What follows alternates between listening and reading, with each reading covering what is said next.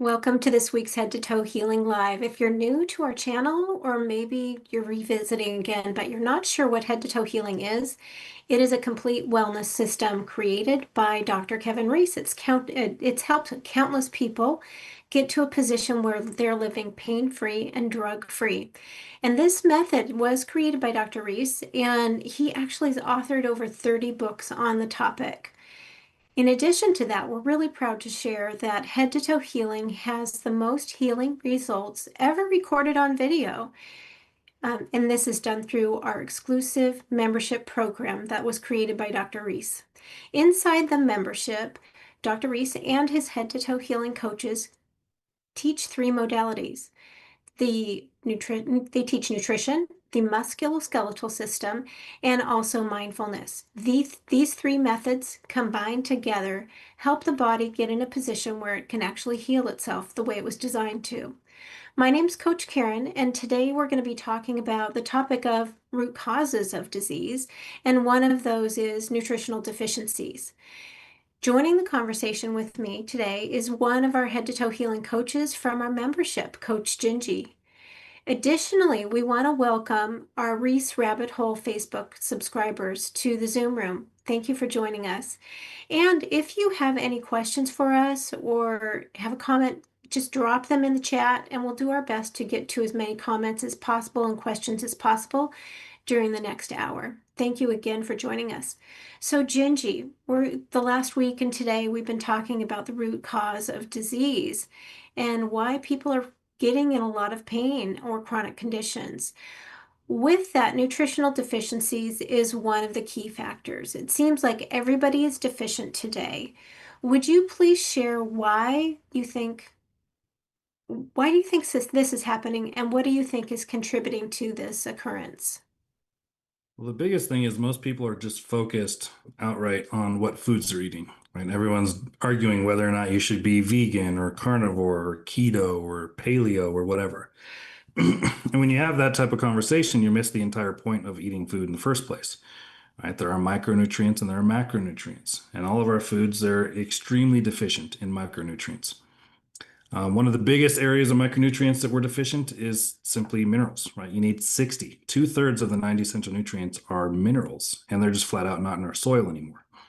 So when you start to think about what cofactors vitamins need and amino acids and fatty acids, and you're like, well, they all need minerals as cofactors. So if they're not in the soil, because we plant a crop and then the crop sucks the minerals out of the ground, and then we take the crop and then we feed it to animals, we feed it to ourselves, and then we never put minerals back in the soil. In fact, when we fertilize, all we really use are 3 minerals. So plants need 3 to grow and thrive, and we need 60 on a daily basis. So if you think about it that way, really, our agricultural practices of the last 100, 200 years have led us into a situation where even if you eat the perfect diet, the perfect amount of carbs and proteins and fats and fiber and all of this stuff, you drink your gallon of water a day, you do all the stuff you think you're supposed to do right. Like if you search around on social media long enough, you'll come up with like the alternative ideal and the mainstream ideal, right? A lot of people have turned the food pyramid upside down, all that stuff. Even if you did all of the stuff perfect, you're not going to get enough minerals in your diet. And so you're going to make your way 1/3 to the essential nutrition that you need. And there is a difference between essential nutrition and non-essential nutrition. Essential nutrition is simply things your body cannot synthesize internally. It can't create it internally, so it has to get it from an external food source. And there are 60 of those nutrients. So the conversation should never be about food. It should be about what's in the food. And you're not what you eat, you're what you absorb. So our conversation last week about healthy digestion and all this stuff, that plays a big, big role too. So if you're constantly inflaming your intestines, even if you get all 90 nutrients, you're not going to absorb them and you still end up deficient. So there's a whole lot of different layers to this conversation. We could probably talk about it for weeks, but I'll leave it there for now. Yeah, there's a lot to unpack there for sure. And with the essential nutrients, if people aren't getting them in the food, how do they get those nutrients? Well, you can get them from supplementation. That's one of the main ways that we do it in the membership. It's not like we're supplement pushers or anything, but we'll take a look at your entire dietary practice, in its entirety, and we'll say, okay, well, They eat carnivore, or they eat vegan, or they eat whatever kind of way. Let's try to fill in the gaps and the holes in their diet. And so if you're, say, eating perfectly, no problems at all, we may just give you minerals, right? Maybe you're doing everything right, you got the right supplements and stuff, but you're not absorbing them. We may work on your digestion, right? So we may do multiple different things to approach what the problem may or may not be, right?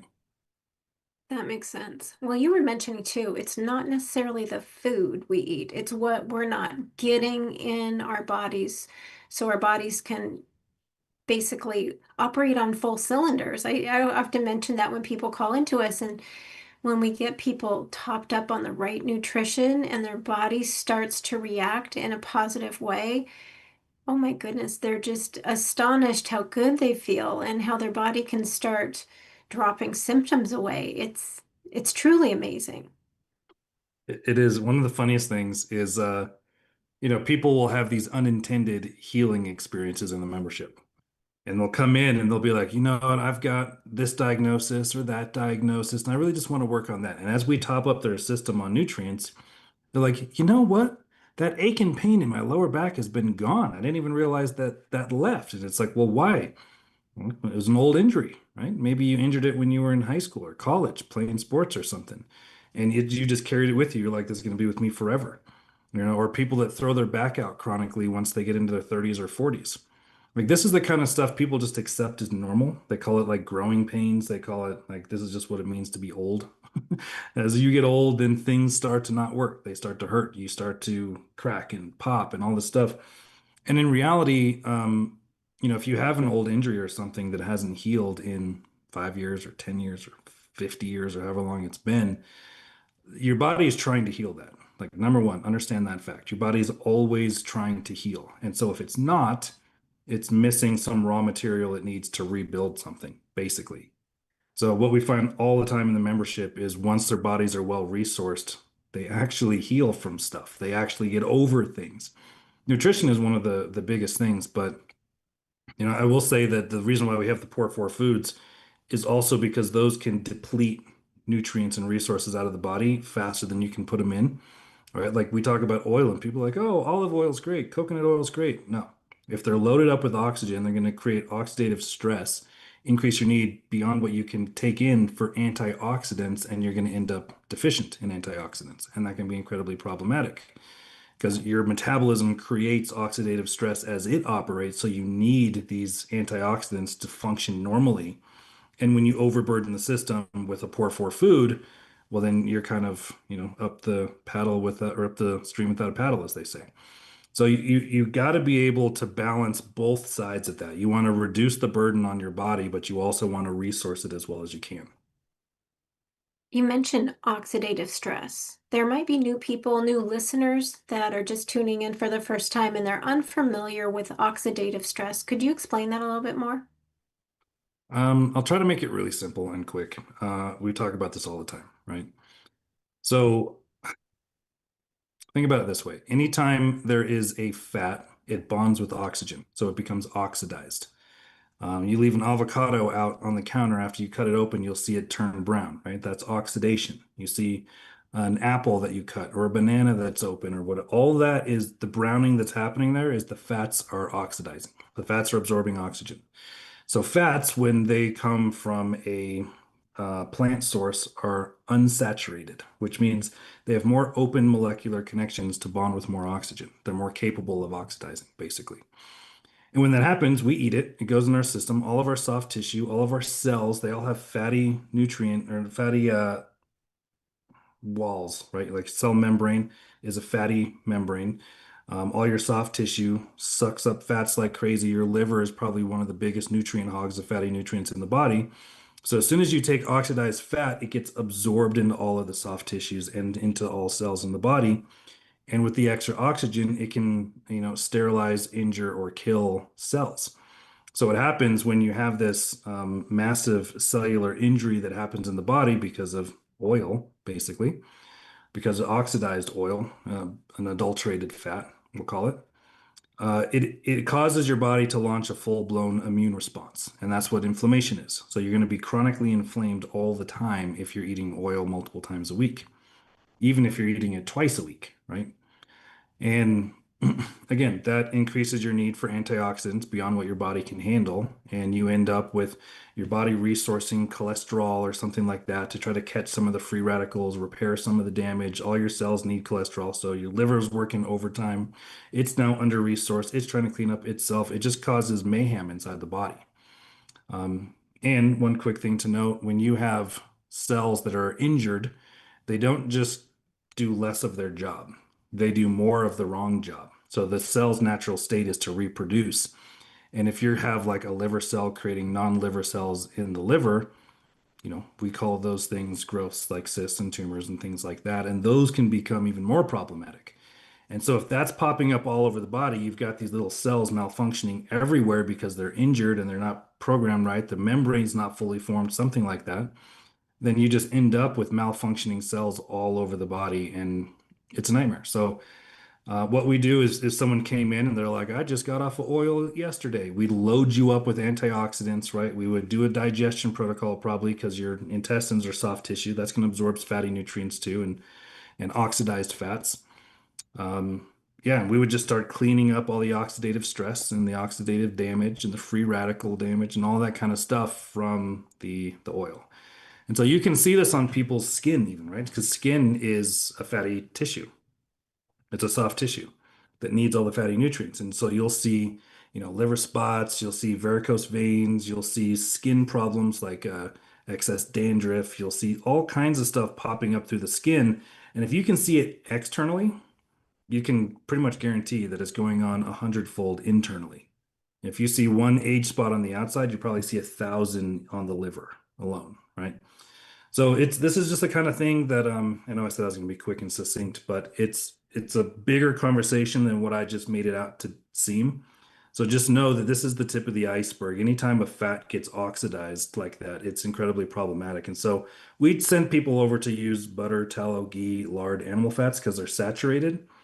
That means they have less of a potential to bond with oxygen. But if you're using those fats and you're cooking on a high temperature, then you're also going to burn the fat. It's going to have the same problem as eating like an olive oil or coconut oil or avocado oil or any of those other oils, because all of those oils will oxidize.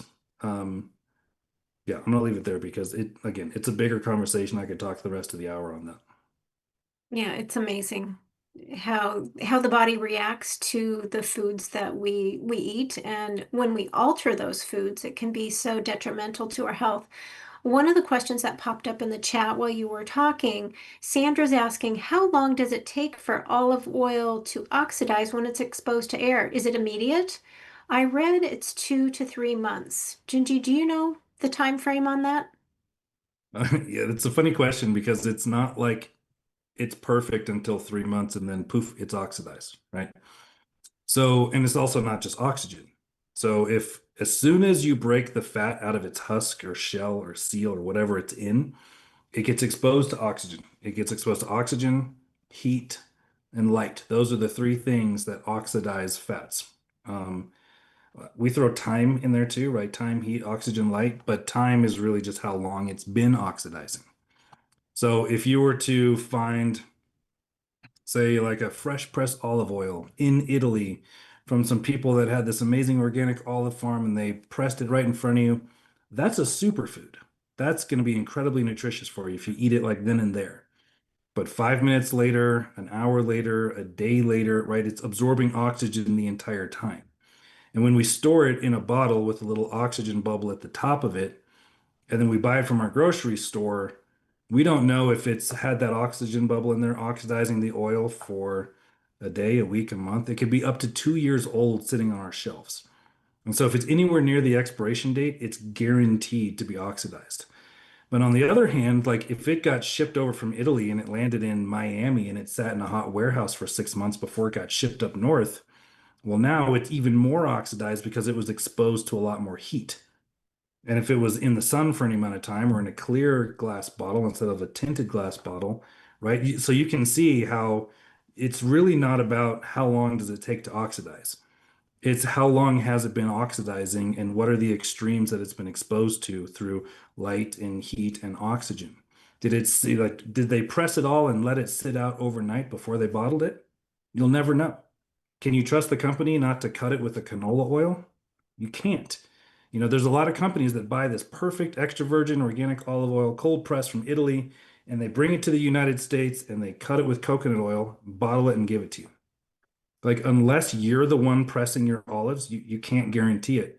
And the risk is too great. So we tell people just avoid all oil entirely because you don't know the life and history of that oil. And that's the biggest problem. Because like I said, it's a superfood until it's oxidized. And that goes with avocado oil and coconut oil too.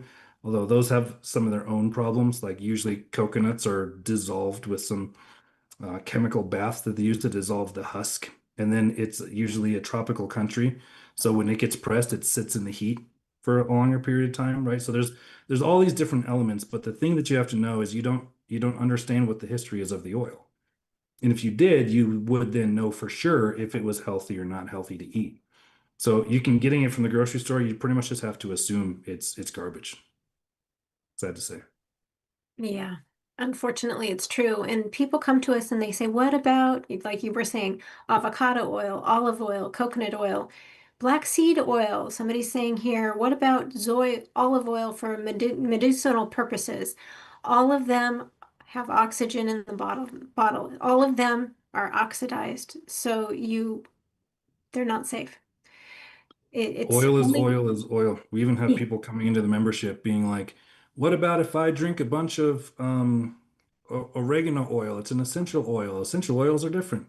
They are different, but that doesn't mean they're good and healthy for you. So you guys got to get your mind off of oil as healthy. We've never needed it. It's never been a healthy thing. I mean, I guess it has been in um, older civilizations where they would actually press it and use it in the same day. Then the next day they'd press it and use it again. Like that would be a very healthy practice, but that's just not the way our systems are set up nowadays. very true. And Kathy's asking, what do I use instead? I'm glad you asked that, Kathy, because you can use natural animal fats. You can use butter, ghee, beef tallow, lard. But really, there's other ways of cooking without fats at all. You can do slow and low on the cooktop in the oven. You can use a pressure cooker, a crock pot. Great ways to cook. You can use vegetable broth, beef broth, chicken broth, saute in water, all of those, but on low temperatures. You don't want to overcook your food. That's really key too. And speaking of that, Gingy, you were talking about food, and it's not necessarily the food we eat, it's the minerals and the nutrients that we're not obtaining from the food is the problem. But what about the food? Well, the poor four foods. Let's talk about those a little bit. They're so critical, and Dr. Reese just really hammers it in that it's important for people to get off gluten, oil, fried, and fake. With gluten, what does that do to the body? All right. So we talked about oil. That's number two. Gluten is probably even bigger of an offender because with the oil, your system will be in a state of inflammation, right? Globally, not even just localized in one area, but your entire system, every cell in your body will basically be dealing with an oxidative burden, basically inflammation for, I think it's like 2 to 5 days, right? So even if you're eating oil once a week, you could potentially be chronically inflamed all the time. Gluten, that inflammation lasts localized in the intestines, but it lasts, up to 6 to 8 weeks sometimes for people. So you can't even eat it once a month and not be having chronic state of inflammation in your intestines. And anytime your intestines are inflamed, you're not absorbing all your nutrients, right? So inside the intestines, you can see the wall of the intestine has a bunch of these little finger-like things called villi. And as your intestines inflame, they all close off, and now this becomes the surface area that you have to absorb nutrients, as opposed to this being the surface area you have to absorb nutrients. So it's like gluten, these long strings of proteins, these amino acids that can't be broken down in the stomach acid. Um, you basically should imagine that you're celiac. And I know a lot of people, I can hear my friends and family telling me now, oh, I've never had a problem with gluten and it's never bothered me and I don't have any digestion problems. If you're eating gluten, there's no possible way that your stomach acid can be strong enough to pull that protein chain apart completely. So you're going to have undigested protein strains in your intestines, and that's like throwing long hair in a shag carpet. It just wiggles through the villi. It causes caking against in the intestinal walls. It stops nutrients from being absorbed. It causes inflammation. It creates micro lacerations in the gut, leading to leaky gut. It can be incredibly problematic. So if there was one thing I would recommend for every single person out there to do, if they did nothing else, it would be to get off of gluten. And that's wheat, barley, rye, oats, and we include buckwheat in there too. So wheat, barley, rye, oats, and buckwheat. Those are the five most problematic grains. And you'll find gluten-free oats, right? So they don't technically have gluten, but we call them glutens because those protein chains are the exact same. They look almost identical microscopically, and they're too strong molecularly to be broken down in stomach acid. So you end up with the same problems, undigested protein in the intestines. We've even had people, they'll drink sparkling water with dinner and they'll eat steak, right? People are like, oh, it's no problem. Well, that's also going to reduce your stomach acidity, causing the proteins in the steak not to be fully broken down, and you can end up with inflammation for the same reasons, right? So you need strong stomach acid and you need proteins that can actually be broken apart into amino acids in your stomach. So gluten is by far the worst of the worst because, and let me just connect the dots between gluten and oil real quick. Because if your intestines are inflamed, right, and all the little villi have like fused together because they're all big and puffy and they can't absorb nutrients anymore, the first nutrient to get malabsorbed are the fats and the fat soluble nutrients because the fat molecules are bigger than the water molecules. So your soft tissue will suffer immensely if you've got things like eczema or rashes and things like that, like presenting on the skin. That means you're not getting the fats in, and they're malnourished, leading to a soft tissue deficiency, which all came from your intestines being inflamed. And when those molecules couldn't make it inside the little ducts, they just pass straight through the system. So we see this with people all the time. Their intestines are so inflamed because of massive amounts of antibiotics or oil or gluten or Tylenol and stuff all the time. Or their intestinal tract is just messed up. And so we have to start there, soothe the inflammation, rebuild the mucosal layer sometimes. We have to fully repair the digestive system, balance out the microbiome, and then get all those good nutrients in their system so that once they can absorb it. So we have to do multiple steps there. Gluten is by far the worst. I mean, I could go on and on about all day with that. The other two are fried and fake. Do you want to go into those two? Yeah, well, with fried, that one obviously it's going to be potato chips, it's going to be your French fries, it's going to be your deep fried chicken, all of those things, but it's beyond that. It's overcooking foods. Will you explain more why overcooking foods causes a chemical change in the food and how it impacts our body? Yep, that you got it completely right. So most people think about fried food, they're like, oh, it's deep fried in oil. Why do they have oil and fried as two separate categories in the Poor Four? And it's because we consider if you put a steak on a grill and you get those black grill marks, we consider that to be fried food. It's overcooked, and you've now converted the sugars into a different compound, or the proteins into a different compound, or the fats into a different compound. And so when you burn things, they change their molecular structure and they can become incredibly problematic. Create chemicals like phagopyrenes or acrylamide. Those are probably the two big ones. Those are especially toxic on the liver. Really, really tough on the liver. So if you have any type of like major health problem, right? You got the sea monster or you got a major metabolic problem or anything like that. Like this would be one of the main things you want to completely get off of. Like slow cook your food, don't overcook them, don't use high heat because that is just going to adulterate the chemical composition of whatever you're eating. So if you're eating crispy food that was crispified through the cooking process, then you're eating a high dose of those chemicals. If you're eating processed foods and stuff, they usually process those foods at high temperatures. So pretty much any processed food is already going to be fried. So you can start to see the interconnection between all of these, right? So if there's oil or butter or something in a processed food, then they cooked it at high temperature. Now it's oil, but it's also processed, but it's also fried. right? So all of a sudden, these ultra processed foods are combining like all four poor four foods into one product. And so, man, it gets away from you pretty quickly. Absolutely. Another comment here, Penny's asking, do you have any tips or advice about fatty liver? Apparently they've said that she may have that. Yes. So how can I explain this? Um, Fatty liver will just throw into a group called metabolic dysfunction. And anytime you have metabolic dysfunction, you have a digestion problem. That's where it all starts. So we'd have to rebuild your gut, have to repair and rebuild.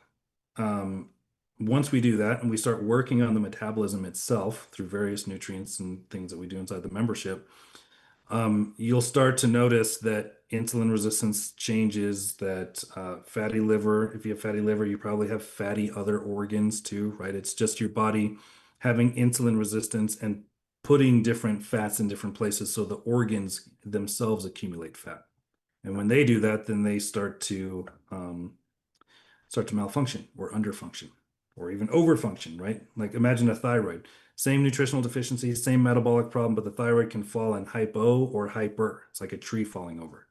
And if it falls on either side of the fence, then that's what you're stuck with because the deficiency has led to that as a symptom. That's why some people will have the same, metabolic problem, but one can't lose weight and one can't gain weight. So, fatty liver is right smack dab in the middle of metabolic dysfunction. So, I would say got to get to digestion and start working on metabolism. The fatty liver is not really the problem. It's the liver not getting what it needs from digestion and everything else. So it's funny enough, it's a very common thing because of the way our Western diet has become. It's very common for people to have thyroid problems, very common for people to have metabolic problems, very common for people to have digestion problems. It's because our poor four foods are littered throughout our entire food supply, and all of our food is nutritionally depleted. So we don't even have enough nutrients to clean up the mess we're causing with our diet. Absolutely. It's sad but true. And that's what's been so amazing about Dr. Reese's program. If you're new, maybe this is your first time listening to our Head to Toe Healing Live, you'll want to go to get more information. And the way to do that is to go to drkevinreese.com, drkevinreese.com, and click on the book tab. These two books, the red book and the green book, are the places you want to start. Get some more information, see if it resonates with you. See if it's the next step in your healing journey. Maybe you're sick of the other system that's out there and you're looking for an alternative to get your body in a position where it can heal itself. After you have a chance to get educated and get some more background about us and what we do, pop on over to the Connect tab. On the Connect tab, you can find other resources about more videos with Dr. Reese. You can also schedule a call with one of our coaches. In there, there's a button that says when you hit Connect, then the next one is um, need help. And when you go into need help, there's all kinds of resources in there. And we even have a PDF that you can download that are 7 rescue steps. It's completely free to get you started on your head to toe healing journey. So go to drkevinreese.com, get some more information. But let's get back to our conversation with Gingy. Um, one of the individuals in the chat today was asking your opinion on the carnivore diet. What are your thoughts about carnivore? Uh, it's not the best end all diet. I know a lot of people think it is, and we have a lot of people, especially influencers, talking about the amazing healing benefits. The thing you guys need to understand about diet in general is that every diet has a different group of nutrients in it. So some people will go on carnivore and feel amazing. Why? Well, number one, they're off of gluten, right? Gluten is not an animal product. They're off of oil. Oil's not an animal product. They're on butter and other stuff like that. They're off processed foods because that's not a meat product, right? Unless they're eating like sausages or something like that. So they're already getting off a lot of the poor four foods. So they're not accosting their system the way that maybe they would be if they were non-carnivore. The second benefit is that there is a heck of a lot of nutrients in meat. It doesn't have everything, but it has a lot. Same thing with eggs, and dairy's kind of a junk food nowadays. But if you're drinking raw milk or something like that, it's a totally different story. So you can see like number one, there's a lot of nutrients there. And number two, there's less problematic foods there. But if you're topped up in all the nutrients you get from the carnivore diet, then you may not receive any benefit from the carnivore diet. Right. And so if you switch to vegan, all of a sudden, boom, you're like, I feel amazing. Why do I feel so good on vegan? Because you were deficient in the nutrients that are in the vegan diet. And as soon as all the other nutrients wear out, you're not going to feel good on vegan. You go to carnivore, you're like, wow, I feel amazing on carnivore. Why? Well, because now you're getting all the nutrients that are in carnivore. And so it's not about the diet itself. It's about what nutrients are in the diet and what problematic foods are in the diet. Like a lot of people are talking about the what is it called? The Mediterranean diet now. I'm like, what do they eat in the Mediterranean food? They're like, well, they dip all their bread in olive oil. Like, that's not going to help you whatsoever. The Mediterranean diet is a scam. Don't do it. Carnivore is at least workable because it reduces so many of the poor four foods. But probably the biggest, I'll give you two. The two biggest problems we see in our membership with people that have been on carnivore for 2 years, we'll say, and then they're coming to the membership because they have chronic pain. Number one is they usually have a digestion problem. And I know you're like, why would they have a digestion problem? They're not eating any oil or gluten or anything. Right, but there's no fiber and other things that can actually like create a good, healthy digestive system. So there's going to be a deficiency there. There's also you're not eating raw meat likely or raw eggs likely. You might be, but you're going to be missing enzymes and fiber and some other things that are essential for proper digestive health. So if they don't have a digestion problem, then usually they have a calcium deficiency. And you're like, why would they have a calcium deficiency? Meat has calcium and milk has calcium and butter has calcium. Yes, but there is a nutrient that's antagonistic to calcium, and it's called phosphorus. And if you were to eat, say, a steak, a ribeye, everybody loves a ribeye, most people do. Um, there's probably 17 or 18 parts of phosphorus to 1 part calcium in a ribeye.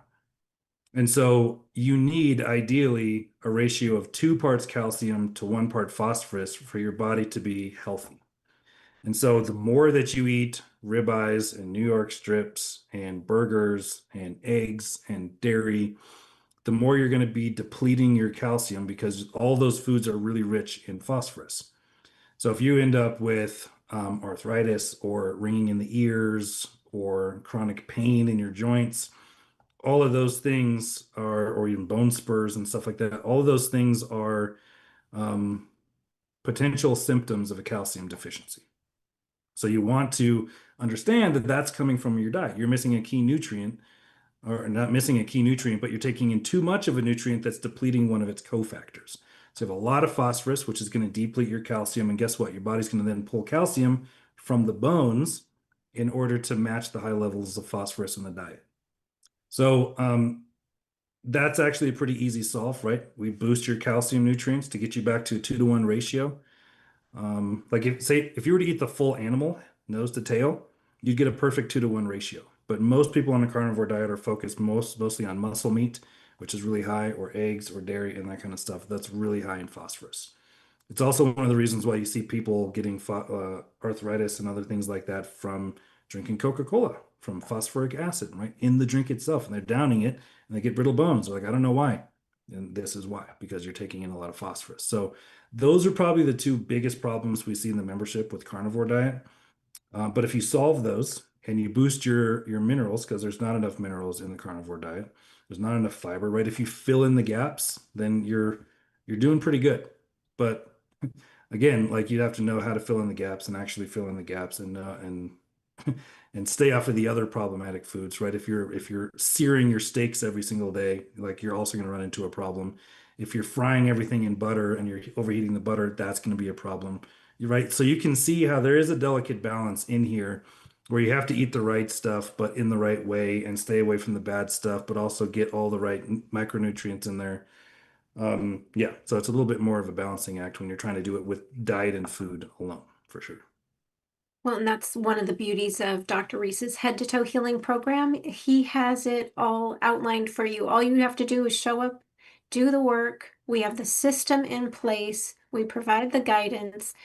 It's truly amazing. Usually people start feeling symptoms drop off just in a short period of time. It could be a month for some, it could be 4 months for others. We had one gal, she's just been with us 2 weeks in the program. Her vertigo is gone. 2 weeks. It's crazy. And then we had another gentleman, he's been in our membership. He's had a chronic cough for over 42 years. Yes, 42 years. And in 6 months, getting the right nutrients, doing posture alignment therapy, doing mindfulness work, he reversed that in 6 months. No more chronic cough. But with that too, Gingy, I wanted to ask you, we've been talking about digestion and nutrients and making sure the body has the core things it needs so it can start healing itself. And with head to toe healing, one of the big keys is posture alignment therapy. And with digestion and gut issues, sometimes could it be from a posture stance that is encroaching the organs in the lower half of the body and causing dysfunction there? It's funny. That is like the sneaky thing that people don't really realize about digestion and organ function in general. Um, Actually, you know what? Real quick, one more side note on what we were just talking about. The last thing about all of those diets that's really problematic is they're incredibly restrictive. And this is one of the benefits to the Head to Toe Healing membership is we don't tell you to eat specific foods and meal plans and preps and all that kind of stuff. Like if you're on carnivore, you're restricting everything except for carnivore foods, right? But we say get off these poor four and have everything else that you want. So you can still be creative, you can still have a diverse diet, you can still have fun and tickle your taste buds and all that stuff. Okay. So probably one of the biggest problems with posture that would affect digestion is probably a posterior pelvic tilt or even if you have a hip hike on one side, right? So if you stand off to the side all the time, or you stand and you're leaning back, or you've got sway back, right, where your hips go way up, but your shoulders come way back. Any one of those posture positions can put excess pressure on the organs. And one of those organs are your digestive organs. So if it's putting pressure on the liver or the gallbladder, or it's putting pressure on the intestines, large or small, or the colon, right? We've seen people with colitis simply because their posture is out of place. So those types of things you want to be able to address those at the same time so that it does not impact you. This is why we do all three macro methods because we don't want you to be working on nutrition all the time. Like all the members are excited about what nutrients they need and all this stuff, and they're making all this progress, but then they won't do the posture work or they won't do the mindfulness work. And they're like, why won't my gut heal? Well, tell me about the mindfulness. Well, I have anxiety and chronic worrying and all this kind of stuff. Like, well, that will mess up your digestion because you're chronically stressed out, right? When's the last time you wanted to eat a four-course meal when you're stressed? You just don't. You're just not hungry. You lose your appetite because it turns off your digestive functions to a degree. Right? And the same thing is with posture. They're like, why won't my digestion get better? Well, have you been doing posture? No, you have chronic sway back where your rib cage is coming down on the organs and pelvis is coming up on the organs. Everything's getting pinched and it's poking out through the abdomen. And we're like, that's not going to help you with your digestive function until you address the posture.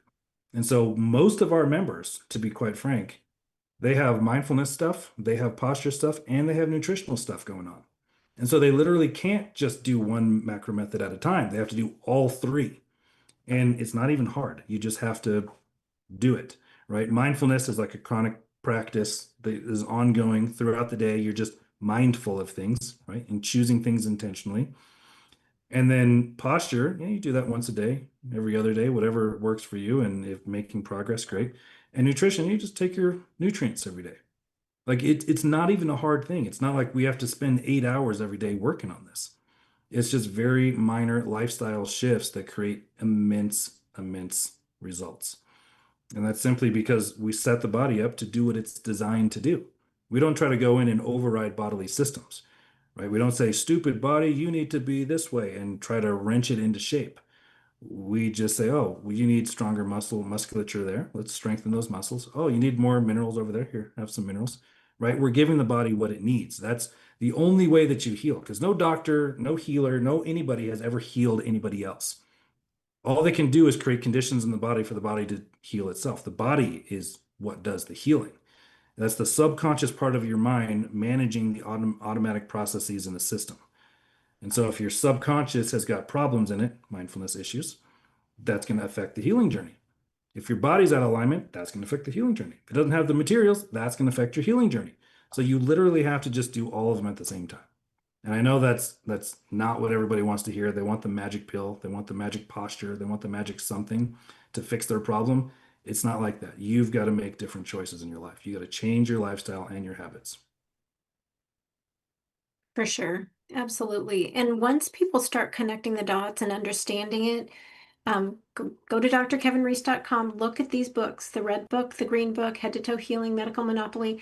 That'll provide you lots of tools and insights. In the green book, there's also a free bonus that you can do. So you can put your toe in the water, test out head to toe healing, see if it's for you. And implementing some of the strategies that are in there will get you going in the right direction. But if you've got a lot of chronic things going on, or you have for years, or maybe you just want to make sure your body's staying in a position where it continues to thrive. We have many people that come into our membership just for a body tune-up. They're very health conscious, they're active, but they want to make sure they can refine it that last 5–10%. So that could be an option for you too. Gingy, when you were talking about mindfulness, oftentimes people that I talk to, when they approach our company and want to do a call with us to see if head to toe healing is for them, they really, men and women, they're just frank about, I have a lot of anxiety in my life. I have a lot of stress. I'm constantly busy and my body can't calm down. What does that do when the body's in that state of high adrenaline? Is it able to heal? And how is it possible to turn things around for them? And that's the sad part. We used to live in a situation where life was relatively peaceful and easy. And you could go through your day in a relaxed pace. And the world has gotten bigger and the world has gotten faster. And money has lost its value. So you're going to have to do twice as much work for the same amount of benefit and twice as fast because everything's speeding up. And now with AI, it's like things are just hyper speed, right? So it's very, very easy to get swept up in the flow of everyday life. And that will create different habits and emotional states. And so you will find people telling you quite often, I'm just stressed and oh, I've got to work so hard and I didn't sleep enough last night and oh, I forgot to eat breakfast and all this stuff. And that's just because they've kind of let the world form them in a way that's unhealthy and unproductive. But if somebody's constantly making demands on you and your whole life orients around, uh, meeting those demands, then you're going to be chronically run down. So you've got to be able to like have your own barometer, internal barometer to allow you to rest when you need to rest, work hard when you want to work hard, right? It should be a nice, even ebb and flow in life. So if you're chronically stressed all the time, which there's a lot of people that are, people that are parents, even if they're not working, they're stressed. People that are working all the time are stressed. Even if you're retired and going through health issues, you're stressed, right? There's just stress everywhere, even for kids nowadays. You want to start to unwind that because if you don't, then like you said, Karen, you have high levels of stress or anxiety or something that's going to cause adrenaline, cortisol spikes. The interesting thing about hormones like cortisol and adrenaline, is that they have the same precursor to them that other hormones do, like dopamine or serotonin or melatonin to sleep, right? And so if your body's using those resources to make other hormones like adrenaline or cortisol, it's not going to have as many resources as it needs to create other hormones. So you may find like I'm stressed out all day and now I can't sleep. I'm laying in bed and I'm exhausted and I can't sleep. Or I do all this work and I never feel like I ever achieved anything. It's just an endless rat race. That's a sign that you're depleting your hormonal resources in your system, I'll say. So Those also create inflammation, right? Causes an immune response to whatever type of stress is going on in the body. And you're going to have cellular malfunction, cellular injury, cellular problems, connectivity issues. You're also going to be tensed up musculature, right? You're not going to be relaxed and stressed. You're going to be tense and tight and stressed. And that's going to do a number on your posture and on your digestion. So, also, if you're in a state of fight or flight, so if you're at work and you're like, I just want to get out of here, that's a flight response. If you're in a conversation with somebody, you just want to fight them, that's a fight response. Right? So this is an activation of your sympathetic nervous system. Anytime you raise your voice or you argue or you defend yourself or you have to hurry or you're tense, all of that are really clear ways to tell you what side of the nervous system is activated. And that will shut off digestion, cause bad nutrient absorption, and the whole nine from there, right? So it's incredibly important to do the mindfulness work while you're trying to heal. Because, Dr. Reese said you want to have inner peace. If you've got a state of inner peace, that's the ideal state for your body to do what it needs to do. The muscles will be relaxed. You'll be a slow pace. Your mind will be inactive or slowed down. Your emotions will be regulated. You'll be in the parasympathetic side of the nervous system. We call that rest and digest or rest and restore. That's what happens on that side of the nervous system. And honestly, it's not even that hard to do. Like somebody asked me, like, well, how do I stop being stressed? And I'm like, just stop it. Like it's not even something that you have to do more of, which is the common trap people fall into. Right? Oh, I have to do this and this and this and this to relax. No, you don't. You just have to stop trying to do all the stuff. And the natural state that you'll find yourself in is rest. And so rest your mind, rest your body, rest your heart. That's what creates a state of inner peace, and that's what your body can use to heal. Absolutely. And with that too, Gingy, there's somebody that commented here, Travis was saying, how about living under fight or flight for 30 years or so?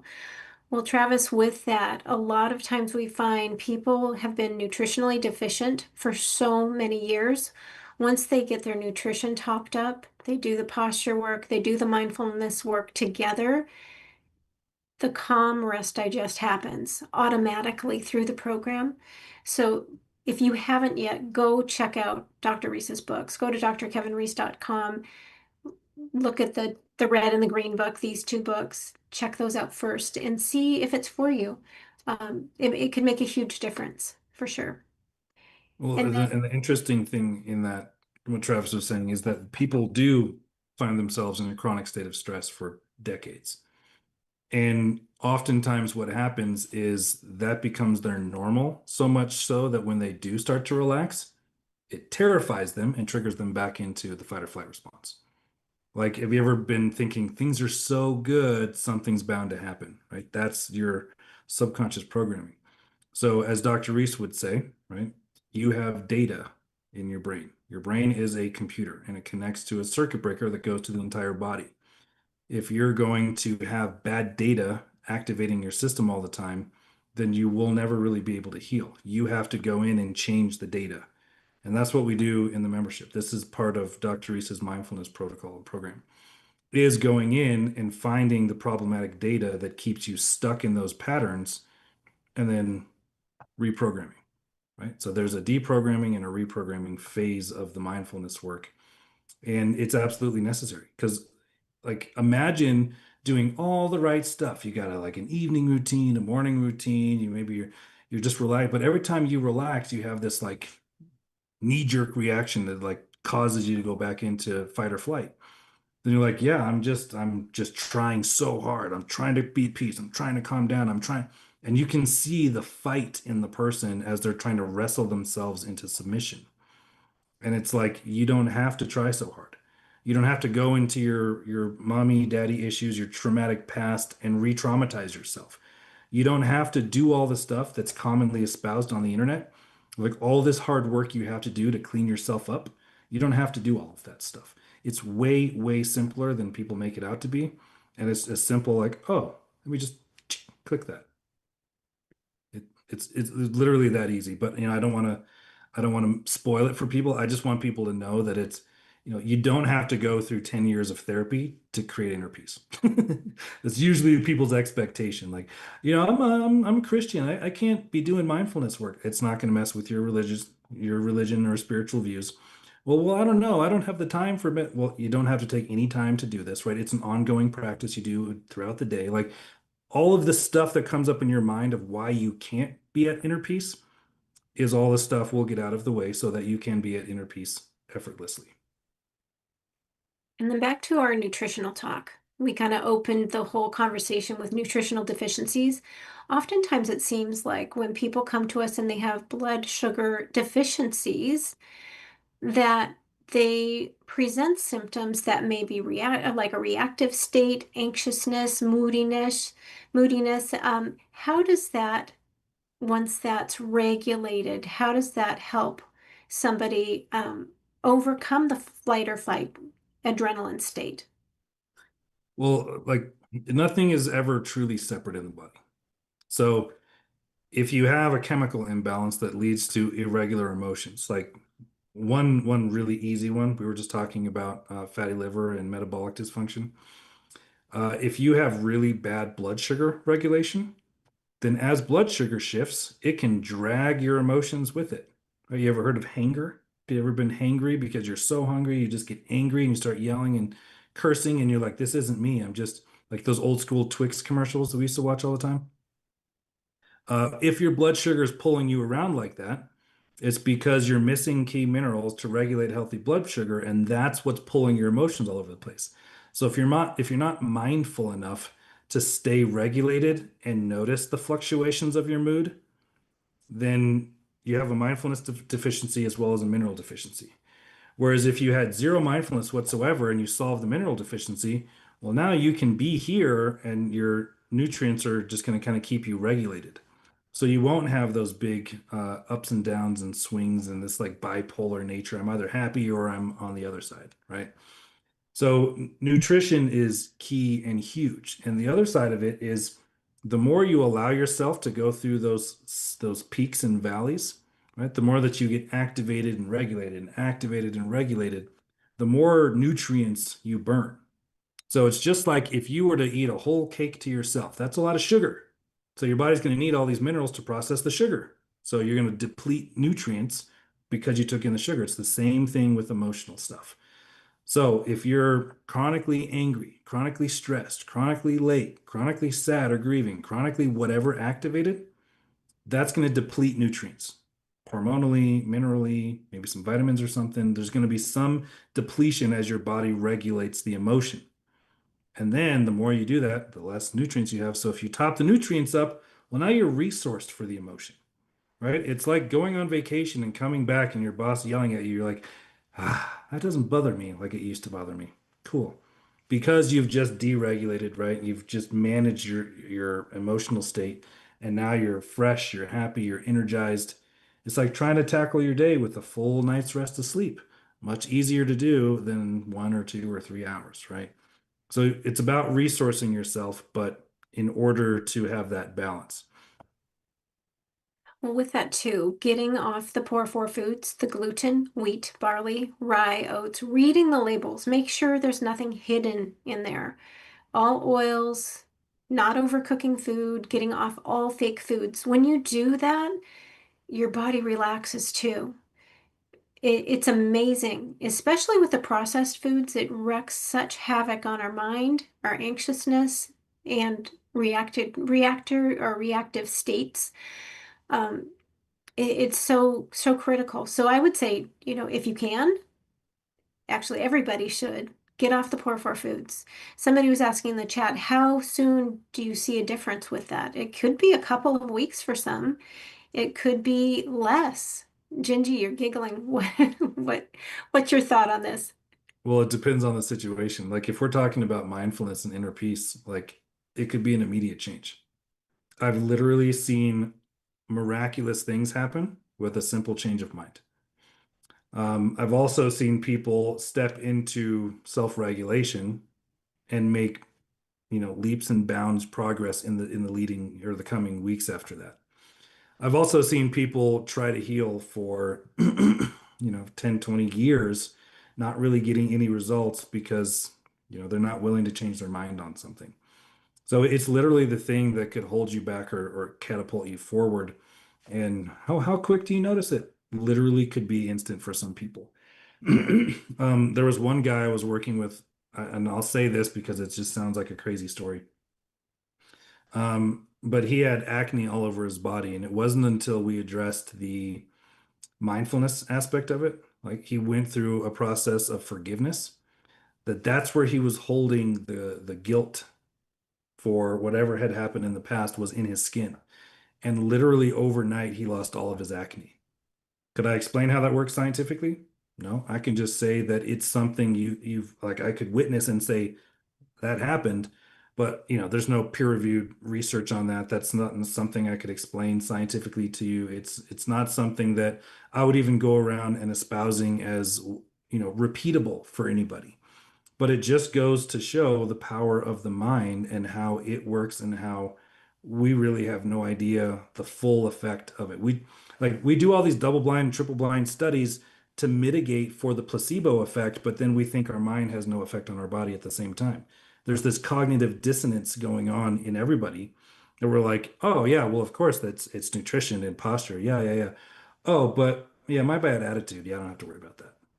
I was like, well, all of the reasons why the other stuff works had to have been tested and taken into account for with all of the mindfulness stuff too. Like those things intimately intersect with each other in a way that you can't fully separate them. Like if you're like there's the nocebo effect and the placebo effect, right? Those are two different things. If you believe that this little selenium pill is going to regrow your hair will have more likelihood of regrowing.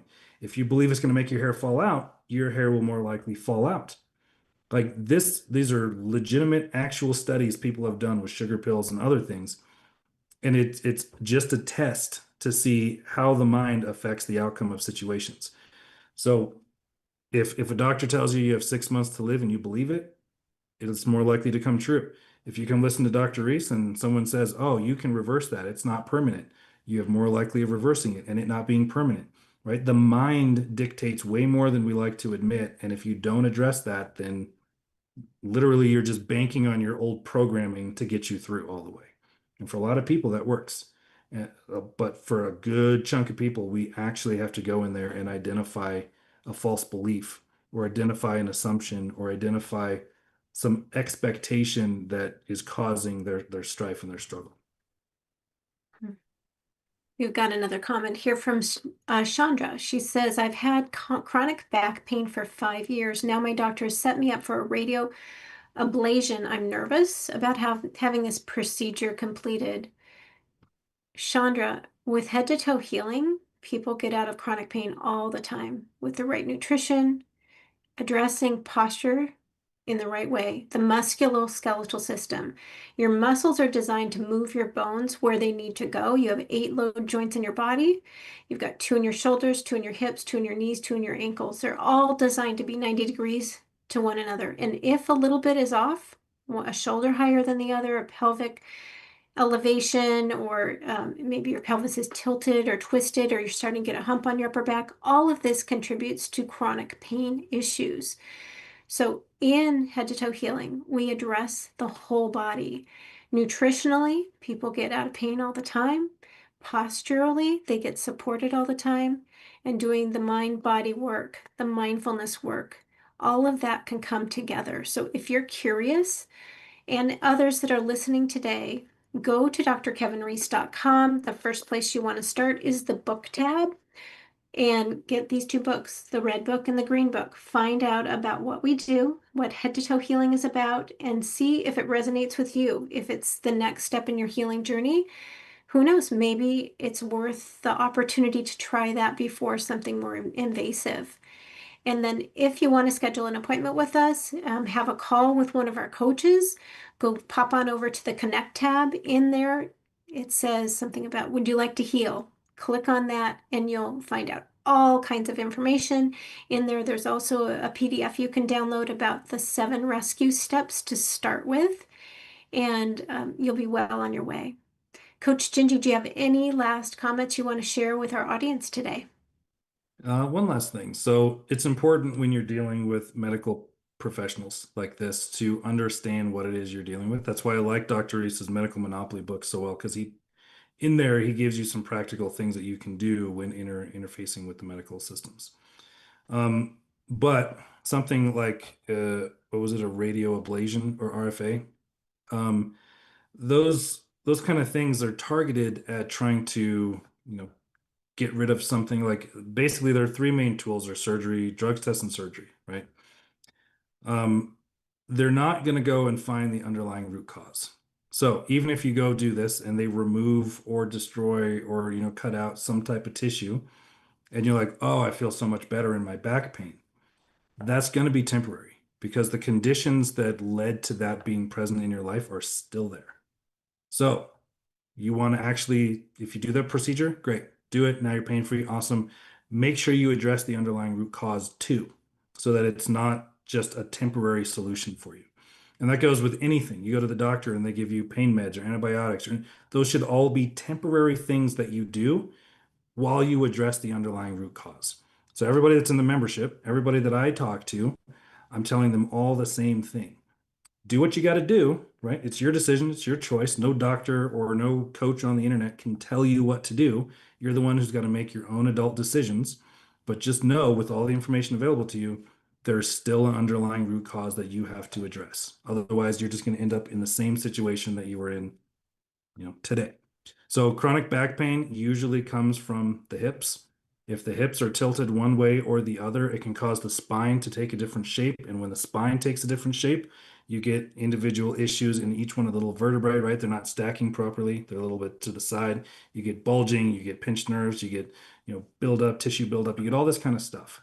So what we would do in the membership is we would orient your entire musculoskeletal system to be in alignment so that there was no bad pressure on any of the joints. We'd build you up with nutrition so that you can fully heal all of the stress in all of the joints. And we do the mindfulness work so that you don't have to be stressed and tense and all that stuff through the process too. So it would be a very simple 1, 2, 3. We'd walk you through it. That kind of stuff is a piece of cake. Now, I don't know the exact thing that she's dealing with, so I can't make any guarantees, but we see a lot of people making a lot of progress in the membership by doing that exact same thing. There are some people that don't. Obviously, like if you're born with scoliosis, there's only so much we can do. If you've got vertebrae that are fused, there's only so much we can do. So just know that there's even with those people with born with scoliosis, people with fused vertebrae, there's still a heck of a lot you can do because the muscles are still playing on the bones. The muscles bully the bones, like Dr. Reese says. So if the muscles are now pulling them into alignment, you're going to be much better off regardless of the situation, right? The pain can at least decrease while everything else could stay the same. And if you're out of a little bit of pain, how much better would your life be? So true. And what's amazing for people in our membership, a lot of times they'll show up at the beginning of a posture session. They're feeling crunchy, tight, muscles aren't moving the way they want them to, but by the end of the session, they're feeling fluidity. They're feeling freer, they're feeling less pain. And that's just typically in one session. I'm not saying it's magically repaired, everything's repaired. No, we can't do that. It's going to take time, but motion is lotion for the body. And with posture alignment therapy in our membership, you get access to that all week long. In addition to the resources and support with the head to toe healing virtual program. And for those that didn't know, it is 100% virtual. We help people all around the world. And so if this is something that sounds interesting to you and you want more information, go to drkevinreese.com, click on the book tab, get the red and the green book, start there. And then once you've read those and you want more information, pop on over to the Connect tab. If you want to heal, there's a button there, and then it gives you tons of information, and you can book a call with one of our coaches and also get the 7 rescue steps to download in a PDF. So that way you can get started in your head to toe healing journey. But thank you so much for joining us today. We are so glad you're here, and hopefully you found out some great information that will help you with your life. And we'll see you next week, same time, 2 p.m.